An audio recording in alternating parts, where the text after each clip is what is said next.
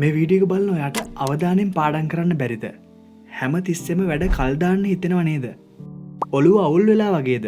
ඔයා පාඩම් කරන එකෙන් හරි වැඩ කරන එකෙන් හරි හෙම්බත් වෙලා දින්නේ. එහෙනම් මේ වීඩියෝ එක ඔයා වෙනුවෙන් තමයි. මේ ඔයාට මේ වගේ හැඟීමක් දැනුණ මුල් දවස නෙමෙයි නේද? ඔයාට ජීවිතේ කලිනුත් මෙහෙම දැනලා තියෙනවා. ඒ වෙලාවට ඔයා මොනවද කරේ? ඔයා සමහර වෙලාවට මෝර්නින් රූටින් එකක් ප්ලෑන් කරන්න ඇති. මං උදේ 5ට හැරෙනවා, ඊට පස්සේ මම මේ වැඩ ටික කරනවා. අන්න ඒ වගේ. නැත්තම් නයිට් රූටින් එකකට වැඩ කරන්න හිතන්නේ නැති. මේ වගේ විවිධ කාල කළමනාකරන ටෙක්නික්ස් ඔයා පාවිච්චි කරත් ඔයාගේ අවුල් වුණ හැමදේම ආපහු ට්‍රැක් එකට ගන්න වෙනම ලෙවල් එකකින් ඔයාව අප් කරගන්න ඔයාට උදව් වෙන ක්‍රමයක් එහෙම නැත්නම් රූල්ස් කිහිපයක් තමයි අද අපි කතා කරන්න සූදානම් වෙන්නේ. මේ ගැන බේසික් වීඩියෝ එක බැලුවේ නැත්නම් ඒකත් බලලා එන්න. ඒකෙදි අපි ඉගෙන ගන්න අයට විතරක් නෙමෙයි, ඕනිම මට්ටමක කෙනෙක්ට වැදගත් විදියට මේ සංකල්පය අපි පොදුවේ කතා කරා. එහෙනම් අද අපි කතා කරමු ඉගෙන ගන්න සෙට් එකටම විශේෂයෙන්ම වැදගත් වෙන 8+8+8 රූල් එකේ ස්පෙෂල් එඩිෂන් එක.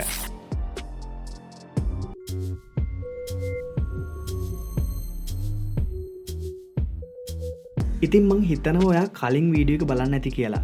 ඒ ක්‍රමේදී වගේ නෙමෙයි, මේක ටිකක් වෙනස් වෙනවා. මේකෙදි 8 කියන්නේ කලින් වගේ පැය 8ක් නෙවෙයි, විනාඩි 8යි.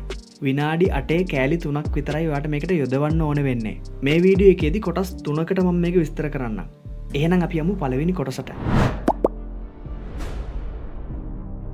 ඉතින් පළවෙනි විනාඩි 8 කොටස ඔයා යොදවන්න ඕනි මෙන්න මේ විදිහට.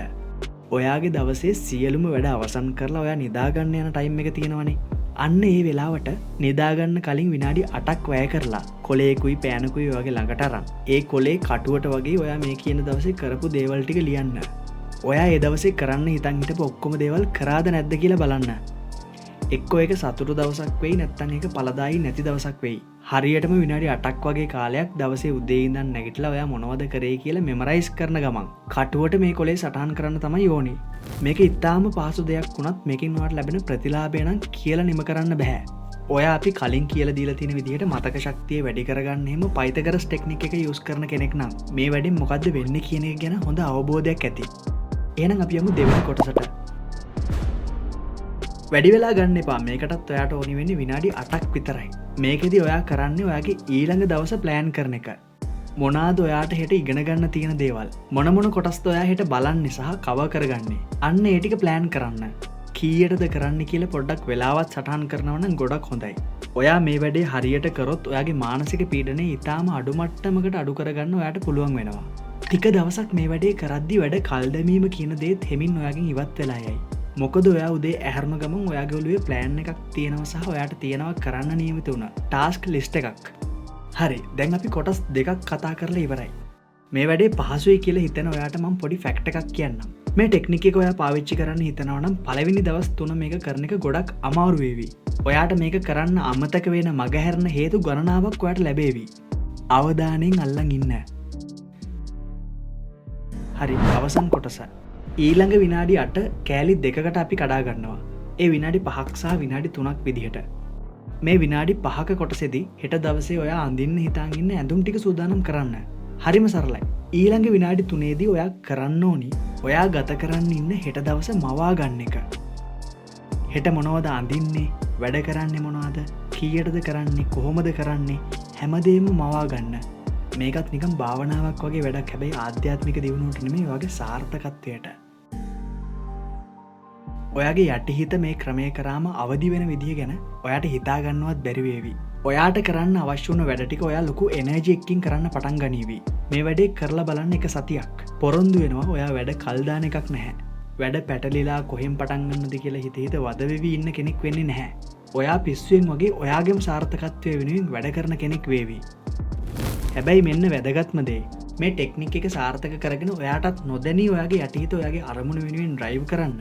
මේ 8 කොටස් 3 කරලා ඉවර වුණාම කිසි කෙනෙක්ට කතා කරන්න එපා. වෙන පොත් කියවන්න එපා, ෆෝන් එක බලන්න එපා. කෙලින්ම නින්දට යන්න. ඔයා මේ වැය කරන විනාඩි 24 ඊළඟ දවසේ ඔයාගේ පැය 24ට කරන බලපෑම දවසක් දෙකක් යද්දි ඔයාටම පේන්න ගනීවි.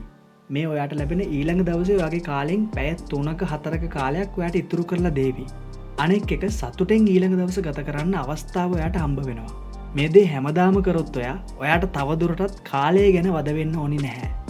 ඔයා මොනවද මේ කරන්නේ? මේක කොච්චර සරල ක්‍රමයක්ද? මේක try කරලා බලන්න ඔයාට හිතෙන්නේ නැත්නම් ඔයාගේ නෙගටිවිටි එක ඔයාව ගිලගෙන ඉවරයි. ඔයාට ඔයාව වෙනස් කරගන්න ගේමක් ගහන්න පොඩිහරි ඕමනාවක් තියෙන නිසාන මේ වීඩියෝ එක මෙච්චර වෙලා බැලුවේ. ඔයා අනිවාර්යෙන් මේක කරන්න ඕනි. මොකද කලින් අපි කතා කරපු හැම වීඩියෝ එකක්ම බලපු කෙනෙක් නම් ඔයා දන්නවා මේ වගේ ලේසි ජීවිතේ ගොඩ යන සයිකොලොජිකල් ට්‍රික් එකක් කායවට හම්බ වෙන්නේ නැහැ කියලා. මම ඔයාට චැලෙන්ජ් එකක් දෙන්න කැමතියි. පුළුවන් නම් අද ඉඳන් මේක කරන්න. දැන් කමෙන්ට් එකක් දාන්න bio අපි challenge accepted කියලා. ඊට පස්සේ තව දවස් 7කින් වැඩිය නෑ දවස් 7යි. 7කින් ඇවිත් challenge completed කියලා reply එකක් දාන්න. ඒකත් එක්ක ඔයාට මේක කොහොමද වැඩ කරේ කියලාත් ඔයාලගේ අදහස් කැමති නම් කියන්න. තවත් යාළුවෙක්ව inspire වෙන්න. එහෙම දාන අයට ඊළඟ මගේ වීඩියෝ එකෙන් මම shout out එකක් දෙන්න තමයි හිතාගෙන ඉන්නේ. ඉක්මනට ඊළඟ වීඩියෝ එකත් අරන් එන්න. එහෙනම් සයන්ස් වලට ආදරය කරන ඔයාට වැදගත් තවත් අලුත් වීඩියෝ එකකින් අපි ඉක්මනට හම්බෙමු. එතකල් ඔයාට සුබ දවසක්.